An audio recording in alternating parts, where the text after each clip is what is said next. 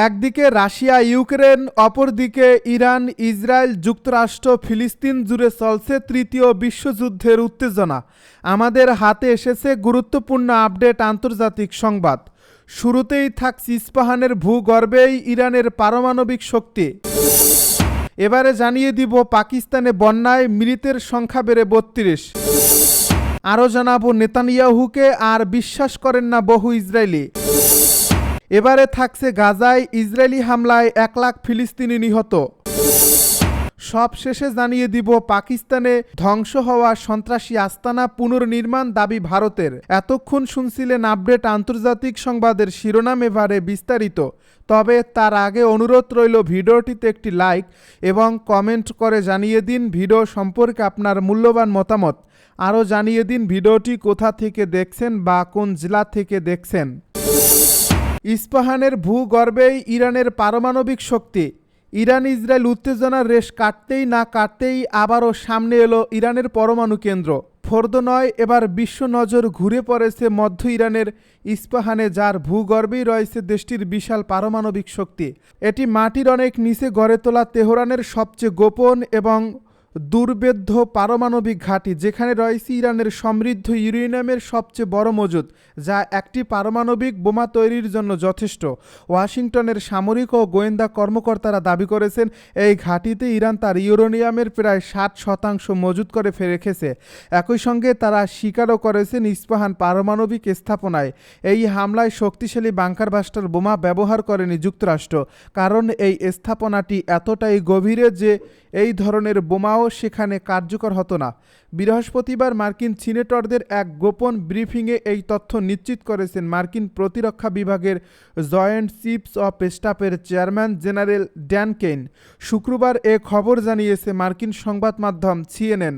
মার্কিন কর্মকর্তারা বিশ্বাস করেন স্থাপনাটির ভেতরের অংশ, যেখানে ইরানের প্রায় 60% সমৃদ্ধ ইউরেনিয়াম মজুত রয়েছে, তা এতটাই গভীরে অবস্থিত যে সেগুলো ধ্বংস করা এই বোমার পক্ষেও সম্ভব হতো না। পাকিস্তানে আকস্মিক বন্যায় মৃতের সংখ্যা বেড়ে ৩২। পাকিস্তানে ভারী বর্ষণ ও আকস্মিক বন্যা ও বজ্রপাতে মৃতের সংখ্যা বেড়ে অন্তত ৩২ জনে দাঁড়িয়েছে।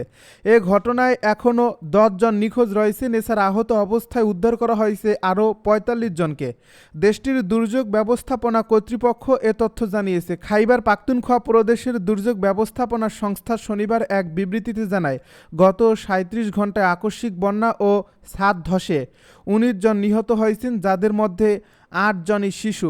বুধবার সোয়াত উপত্যকাতেই ১৩ জনের মৃত্যুর খবর পাওয়া গেছে। পূর্বাঞ্চলীয় পাঞ্জাব প্রদেশের দুর্যোগ ব্যবস্থাপনা কর্তৃপক্ষ জানিয়েছে, বুধবার থেকে অন্তত ১৩ জন নিহত হয়েছেন। আলাদা প্রতিবেদনে এ খবর জানিয়েছে পাকিস্তানি সংবাদ মাধ্যম জিও নিউজ ও ডন।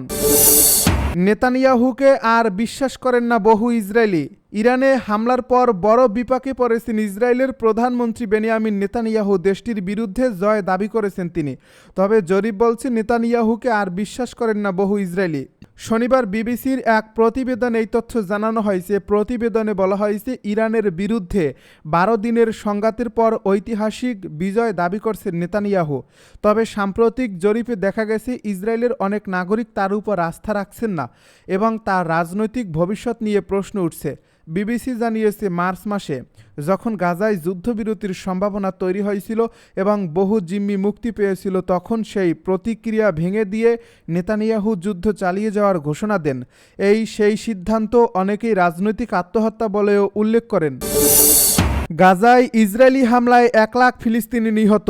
ইসরায়েলের বর্বর হামলায় এ পর্যন্ত গাজায় প্রায় ১ লাখ ফিলিস্তিনি নিহত হয়েছেন। এটি ভূখণ্ডটির মোট জনসংখ্যার প্রায় ৪%। শুক্রবার এমনটি দাবি করেছে ইসরায়েলি সংবাদ মাধ্যম হারতেস। এই সংখ্যা গাজার স্বাস্থ্য মন্ত্রণালয়ের দেওয়া হিসাবের চেয়ে অনেক বেশি। গাজার মন্ত্রণালয়টি জানায়, ২০২৩ সালের অক্টোবর থেকে এ পর্যন্ত নিহতের সংখ্যা ৫৬,৩০০ ছাড়িয়েছে। হারতেস জানিয়েছে, ইসরায়েলি হামলায় সরাসরি নিহত ছাড়াও বহু মানুষ পরোক্ষভাবে প্রাণ হারিয়েছেন, যেমন ক্ষুধা, ঠান্ডা ও রোগে আক্রান্ত হয়। এর কারণ গাজার স্বাস্থ্য ব্যবস্থা পুরোপুরি ভেঙে ফেলছে ইহুদিবাদী ইসরায়েল। সংবাদ মাধ্যমটির প্রতিবেদনে আরও বলা হয়েছে, ইসরায়েলি মুখপাত্র, সাংবাদিক ও প্রভাবশালীর গাজার স্বাস্থ্য মন্ত্রণালয়ের প্রকাশিত নিহতের সংখ্যা দেখে প্রায়শই সেটিকে বাড়িয়ে তোলা হয়েছে বলে মনে করেন। তবে ক্রমেই আরও বেশি আন্তর্জাতিক বিশেষজ্ঞ এই সংখ্যাকে নির্ভরযোগ্য বলে মেনে নিচ্ছেন। এমনকি বাস্তব পরিস্থিতির তুলনায় এটি হয়তো রক্ষণশীল হিসাবও হতে পারে। এ প্রতিবেদনে বলা হয়েছে, লন্ডনের ইউনিভার্সিটি অফ হোলোওয়ের অর্থনীতিবিদ এবং সংঘর্ষকালীন মৃত্যুর উপর আন্তর্জাতিকভাবে স্বীকৃত বিশেষজ্ঞ অধ্যাপক মাইকেল এসপাগ্যাট গাজায় মৃত্যুর পরিসংখ্যান নিয়ে একটি পরীক্ষা পরিচালনা করেছেন। পাকিস্তানে ধ্বংস হওয়া সন্ত্রাসী আস্তানা পুনর্নির্মাণের দাবি ভারতের। অপারেশন সিঁদুরে পাকিস্তানে ধ্বংস হওয়া সন্ত্রাসী আস্তানাগুলো দেশটির সেনাবাহিনী এবং সরকারি সংস্থাগুলো সমন্বয়ে পুনর্নির্মাণ করা হচ্ছে বলে দাবি করছে ভারত। গোয়েন্দা সূত্রের বরাতে একাধিক ভারতীয় গণমাধ্যম এই তথ্য জানিয়েছে। দেশটির গোয়েন্দা সূত্রের মতে, মে মাসে পেহেলগাম সন্ত্রাসী হামলার প্রতিক্রিয়ায় শুরু হওয়া অপারেশন সিন্দুরের সময় ভারতীয় সেনাবাহিনী যে সন্ত্রাসী লঞ্চ প্যাড এবং প্রশিক্ষণ শিবির ধ্বংস করেছিল, পাকিস্তান সেগুলো পুনঃপ্রতিষ্ঠা করার জন্য সক্রিয়ভাবে কাজ করছে। সূত্রটি জানিয়েছে, বিশেষ করে পাক অধিকৃত কাশ্মীর এবং সংলগ্ন এলাকায় পাকিস্তান সেনাবাহিনী তাদের গোয়েন্দা সংস্থা এবং সরকারি এই সন্ত্রাসী অবকাঠামো পুনর্নির্মাণের জন্য যথেষ্ট অর্থায়ন এবং পূর্ণ সহায়তা দিচ্ছে। গত 7 মে ভারতীয় বাহিনী পাকিস্তান এবং পাক অধিকৃত কাশ্মীরে 9টি সন্ত্রাসী শিবিরে নির্ভুল হামলা চালায়। গোয়েন্দা সংস্থাগুলোর ইঙ্গিত, পাকিস্তানি সন্ত্রাসী সংগঠনগুলো আইএসের সহযোগিতায় নিয়ন্ত্রণ রেখার কাছে ঘন জঙ্গলে উচ্চ প্রযুক্তির ছোট সন্ত্রাসী শিবির তৈরির চেষ্টা করছে। সূত্রের মতে, নজরদারি এবং বিমান হামলা এড়াতে এই কৌশলটি করা হয়েছে। বর্তমানে পুনর্নির্মিত শিবিরগুলো Luni, Putwal, Taipu post, Jamila post, Umranwali, Chapoar forward, Kahuta, Chhotachak এবং জঙ্গলারার মতো এলাকায় অবস্থিত। এই শিবিরগুলোতে thermal imager, foliage penetration radar এবং স্যাটেলাইট নজরদারি মোকাবেলা করার জন্য উন্নত প্রযুক্তি ব্যবহার করা হচ্ছে বলে জানা গেছে। প্রাণ বাঁচালাম, ধন্যবাদটুকুও দিল না, বলছে ডোনাল্ড ট্রাম্প। ইরানের পরমাণু অস্ত্র অর্জন ঠেকানোর কথা বলে গত 13 জুন দেশটিতে অতর্কিত হামলা চালায় ইসরায়েল। পরবর্তীতে ইরানের পারমাণবিক স্থাপনায় মার্কিন ক্ষেপণাস্ত্র হামলা হলে এই সংঘাত নতুন মোড় নেয়।